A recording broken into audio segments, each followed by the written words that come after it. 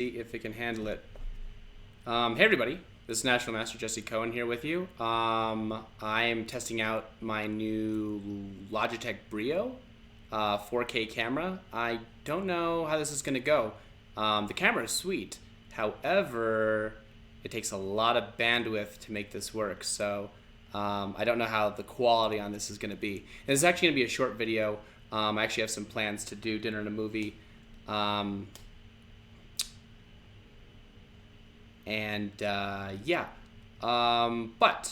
anyways, that being said, I did want to get this video in and see what it looks like, and also help explain some tactics for those who might be struggling. First of all, you should know this: if you want to get better at chess, if you really want to get a lot better at chess, there is nothing that is going to help you more than doing tactics or doing puzzles. Okay, you can find them all over Google. It's super easy. I recommend my favorite book, Manual of Chess Combinations, but there's many ways to do this. I recommend starting with like basic checkmate problems, how to win pieces, stuff like that. And as you're solving these, you're gonna have to learn a few important kind of tricks that are gonna help your thinking process. Okay, first thing you should know is this. Write this down. 99% of tactics, 99% of moves that you're going to find that are winning are going to be one of three types of moves: checks, captures, threats.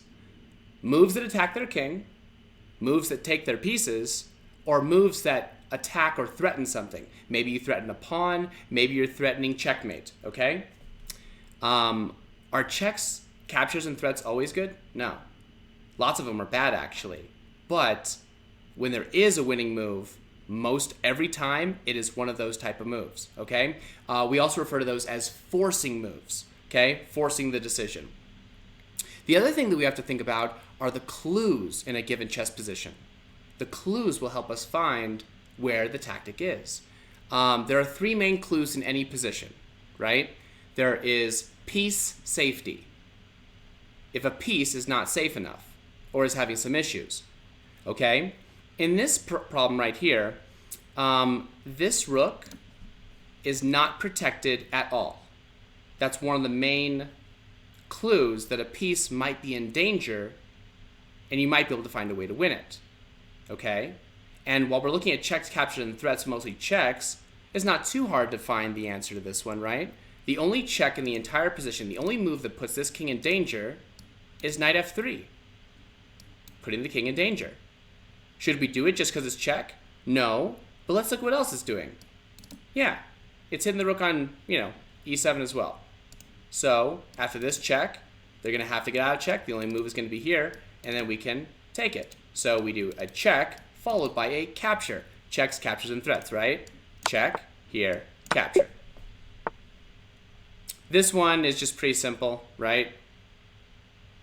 Checks, captures, and threats. We don't have any checks in this position. Do you have any captures? We could capture this pawn on e5, but we should probably pay attention to what the opponent is doing too. When they played rook g8, they're threatening our bishop on g7, right? So if we take this pawn, we're gonna lose our bishop. Not very good. Maybe we should do something with the bishop. We look around and, oh hey, I can take this knight and they can't take me back. This is about as easy as a tactic is ever gonna get, okay? I almost never get any puzzles that are just take the hanging piece. Checks, captures, and threats. Checks, captures, and threats. Do we have any checks in this position? Yeah, we do. This check. Should we play it? Well, first we have to look at what they can do. Remember, there's three ways you can get out of check. CPR. This is something that Funmaster Mike talks about as well. Capture, protect, and run away. Black either has to take the rook, capture or protect the king by blocking the rook, or run away. And it doesn't take much to see that if you look at all the other black pieces, nothing can block this rook, and the king can't run anywhere. He's trapped in the back row. Back rank checkmate. That is checkmate. Now this one, let's take a look. Are there any checks in this position? No, don't be fooled. I have a lot of students that'll play moves like bishop to g5 or bishop h6. They'll put a piece right next to a king and they'll think that that's attacking the king. And looks can be deceiving. It's just passing by. A dark square bishop cannot attack light squares. Can we make any captures in this position? No, I see no way to capture any of white's pieces. Can we make a threat? Actually, if you really look at the board, there's almost nothing we can do. I mean, we can't move these two pawns. We can move this bishop, this pawn, this king, and this pawn. That's basically our options here. And we actually can make a threat. Don't forget, we get a pawn to the other side, we make a queen, right? So, if we play here, we're threatening to make a queen. Can that bishop stop us in time? No, it's a light squared bishop. Can't cover dark squares. Now, actually, I should say this. We should calculate this farther out because white has a passed pawn as well, a pawn that's about to become a queen that can't be stopped by our pawns. And actually, there's no way we can stop it. So why is this so good when we're going to make a queen and they're just going to make a queen too? We have to look ahead. Hey, we've got a check and a capture winning this bishop for free afterwards. And now we're up a piece. Hey.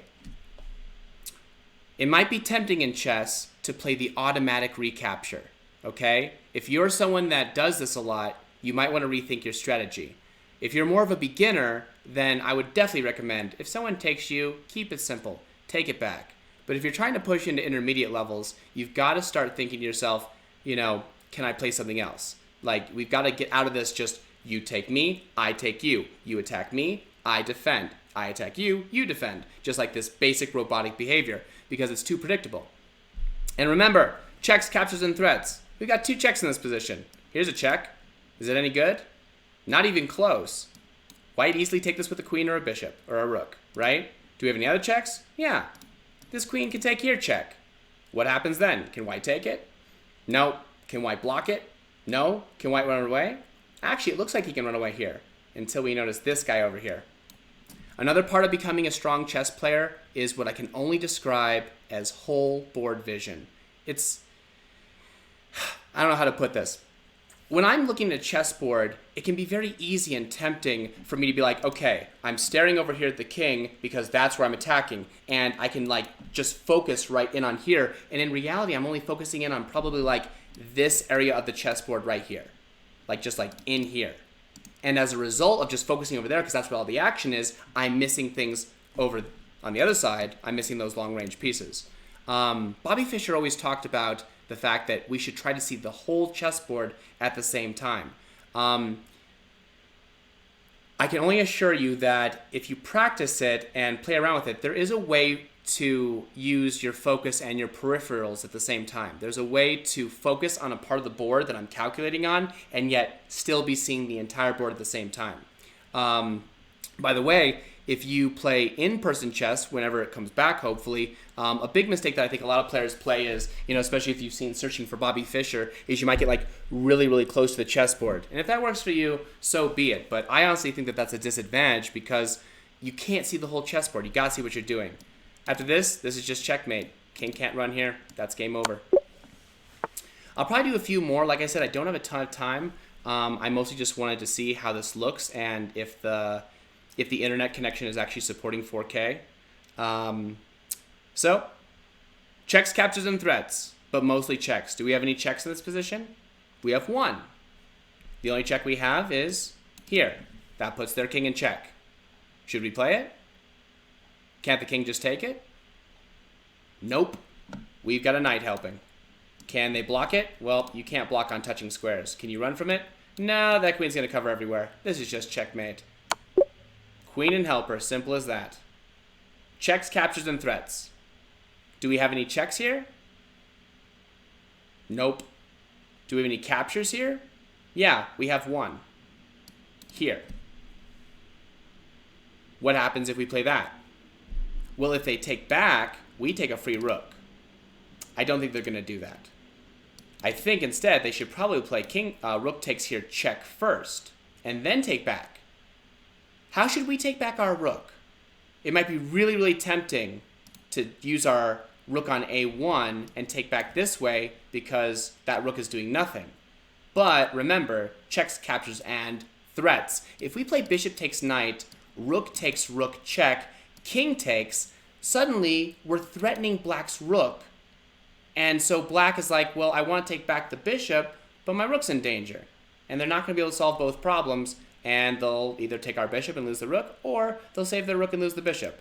I figured it'll probably be the second one. The joy of doing online puzzles. It doesn't always make you prove that you know it. All right, checks, captures, and threats, but mostly checks. These puzzles are getting a bit harder, I hope you're noticing. In this position, we have lots of checks. 1, 2, 3, 4, 5, 6, 7.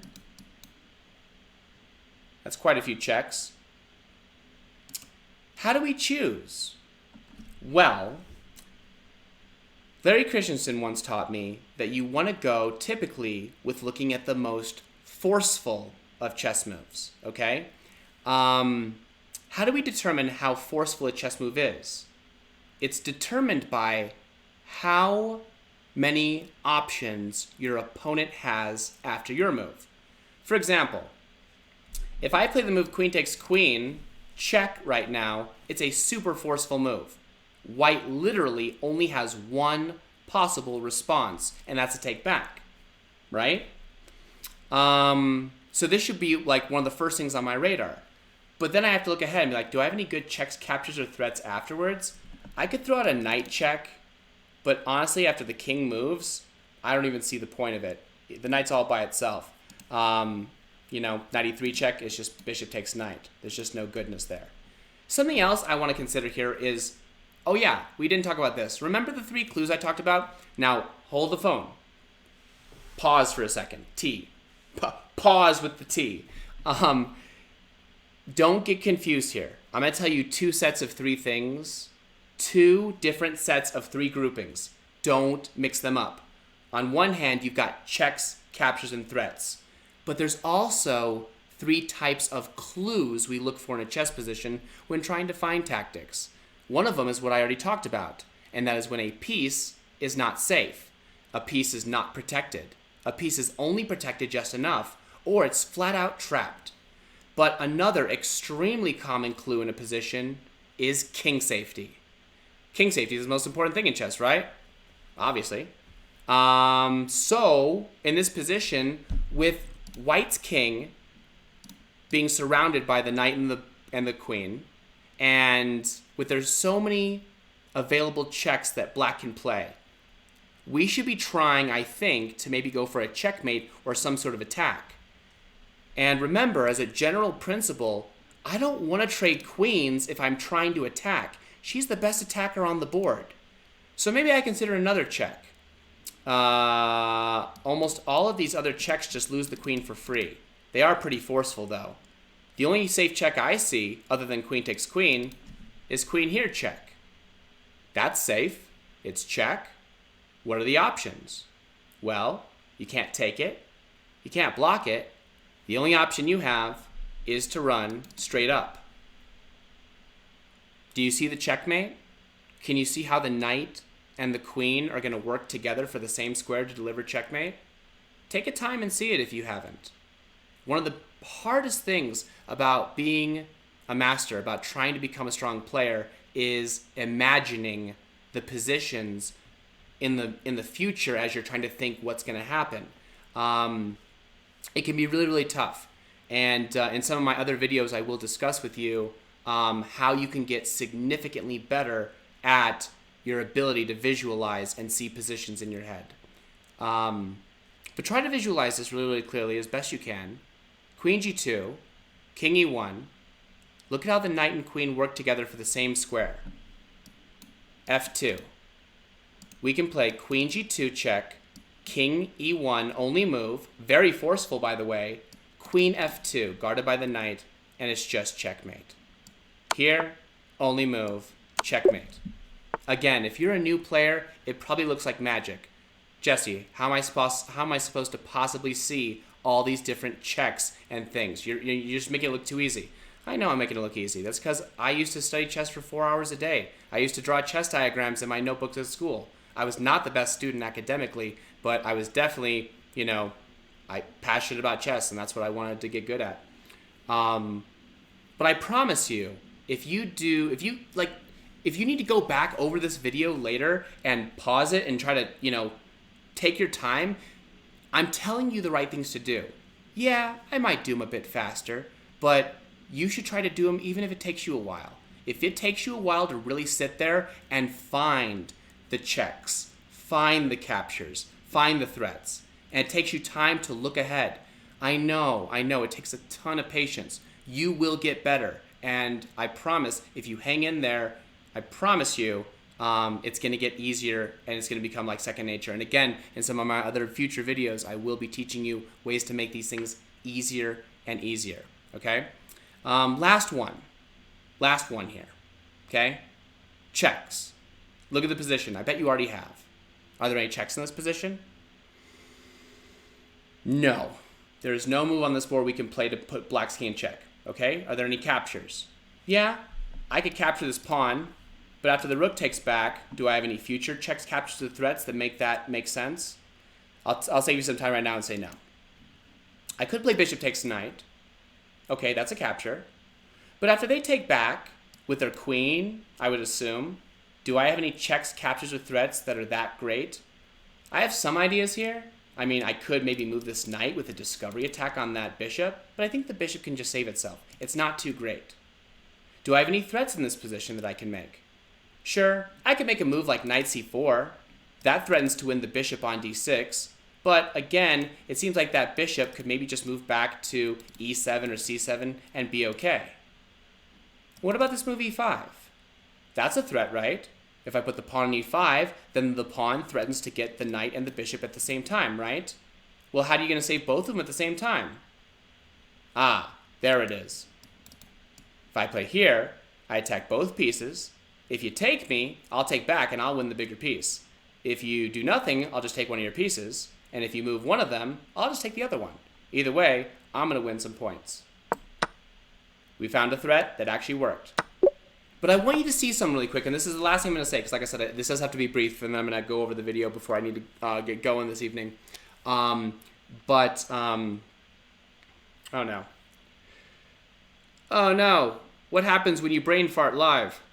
I literally just forgot what I was about to say. Okay. Oh no, never mind. There it is. I want you to see how many moves we had to look at that didn't work. We had to first be like, okay, there's no checks. Okay, here's some captures. But then look ahead. What happens? Did that lead me to the good position? Nope. Okay.